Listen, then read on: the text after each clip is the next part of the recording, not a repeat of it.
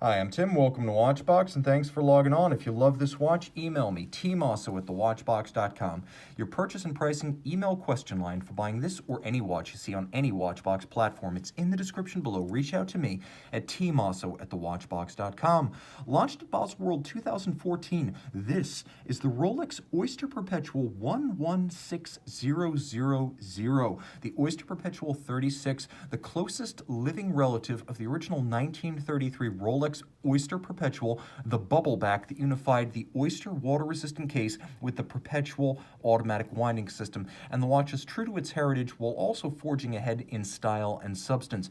Now, this was one of the launches in 2014, a dial described as white grape, as sweet as champagne and just as lustrous.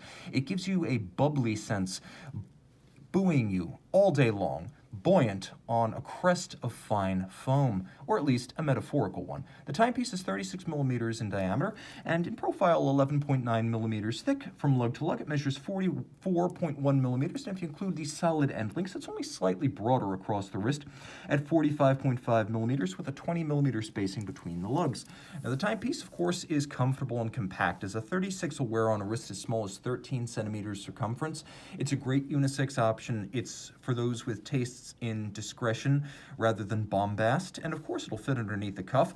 It's gently shaped, soft, and almost cushion in profile, as the Oyster case watches generally are.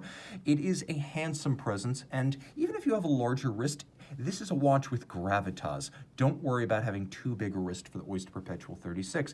You can see down the barrel, plenty of clearance, over the top, plenty of clearance, and then the cuff shot, no issues with a tight sleeve.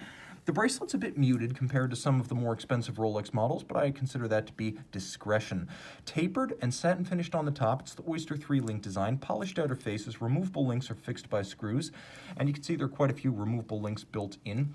The interior of the clasp is polished. There is a beacon to hook system, so it's a lift lock. You can see the trigger latch right there. You can't actually yank it open. You do need to lift and unlock, so it's quite secure when it is closed. Now, if you look internally, there are several divots drilled that allow you to restation the anchor point of the bracelet. You can move it in or out inside the clasp. At this price point, you don't get Easy Link, but you do get the divots. So you have two sizing methods. You have the links and you have the 3 divots inside the clasp. Straight through satin finish, there is a embossed and stamped Rolex crown on this clasp, and we roll back to the case, and it is graceful. It's a case with grace. It has satin finished lug hoods, and the lugs are nicely tapered. The sides are fluid, and as you can see, they flow, they curve. This is not a sheer-sided super case, and it's well off for it. As you can see, the bezel is also a little bit unconventional. Rather than the conical flat bezel often used on steel Rolex sports watches, this one includes a domed bezel that deliberately recalls its Oyster Perpetual heritage when it had a little bit of a bubble-like profile, not just on the back as the nickname implies, but both front and back. Screw down twin lock crown, 100 meters water resistance.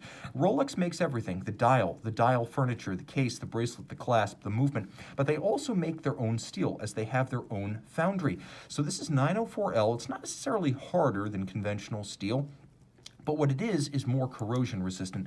So whereas most steels, 316, have to be washed after exposure to contaminants such as strong chemicals or sea salt, this does not need to, and it will not corrode if you fail to. The timepiece has that white grape dial, which is explosive, almost gold in tone.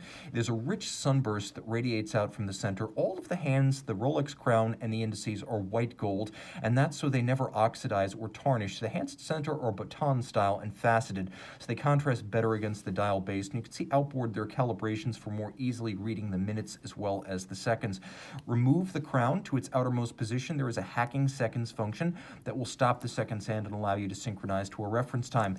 Inside, Rolex manufacturer caliber from the 3130 family, 31 joules, bidirectional automatic winding, 48-hour power reserve, stop seconds, 28,800 vibration per hour beat rate. Adjusted as a COSC chronometer, Rolex then goes beyond and tests the fully cased up movement in 6 positions rather than the chronometer 5, with the result that Rolex watches delivered under this standard are accurate to better than -2 + 2 seconds per day, hence the nomenclature superlative chronometer rather than just chronometer. But make no mistake, it is also COSC certified.